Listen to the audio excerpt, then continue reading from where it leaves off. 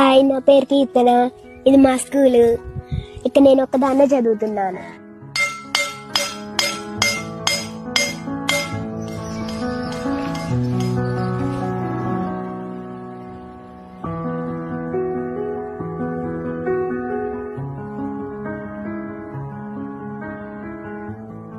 మళ్ళీ 9 మా నాన్న తింపుతాడు. ఆ తర్వాత ఫస్ట్ ఏమో ఇంగ్లీష్ చదువుతా, తర్వాత తెలుగు చదువుతా. మళ్ళీ అన్నం తిని వచ్చిన తర్వాత ఈవీఎస్ చదువు. ఫస్ట్ ఏమో మ్యాథ్స్ చదువుతా, తర్వాత ఈవీఎస్ చదువుతా.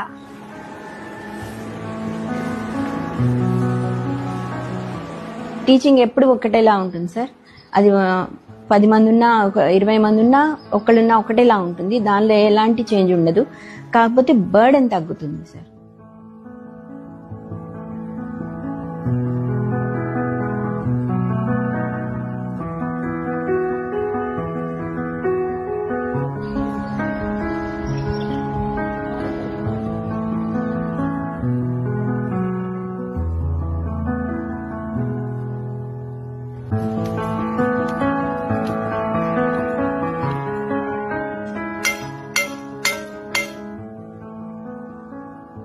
మళ్ళీ ఈ స్కూల్ మూతపడితే మళ్ళీ తెరిపించడం కష్టం అని చెప్పేసి మా నాన్న ఈ స్కూల్లోనే చదివిపిస్తా అన్నాడు. 7th వరకు ఈ స్కూల్లో చదువుతా, తర్వాత హాస్టల్కి వెళ్ళిపోతా.